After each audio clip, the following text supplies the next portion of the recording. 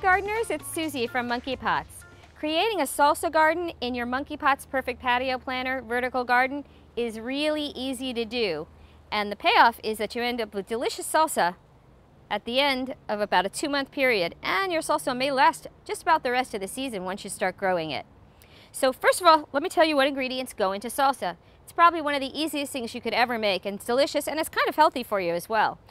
It has tomatoes, jalapenos, green onions or regular onions, depending on what you like to use, and cilantro, of course.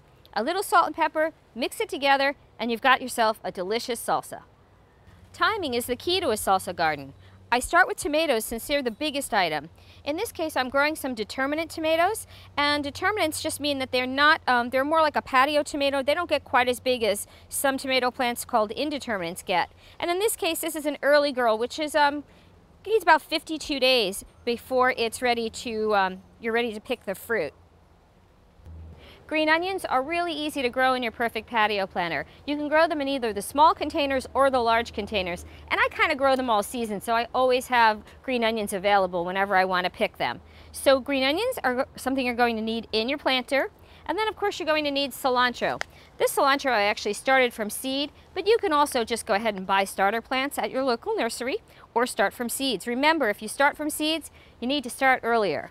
So we're just going to put this little cilantro plant in our planter and get that started. You can fit like 2 or 3 even in the small planters, or you can put them next to the tomatoes in the larger planter.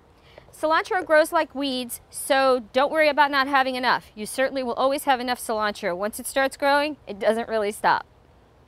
Okay, in this planter, I'm going to do the entire salsa garden in this one container. So here is my tomato plant. Like I said, it's a determinate tomato plant, so it will grow not too large. It won't grow 6 to 8 feet tall, let's say. It'll grow maybe 3.5 feet. Okay, so we have that in. Over here we have our jalapeno. You can use any kind of pepper you'd like to use. Some people like to use spicier, some not so spicy. Green onions are back here. And now we're going to add our cilantro. We plant our cilantro. Remember to water and fertilize regularly. And in about 60 days, I will have delicious salsa. Well, thanks for watching, and happy gardening!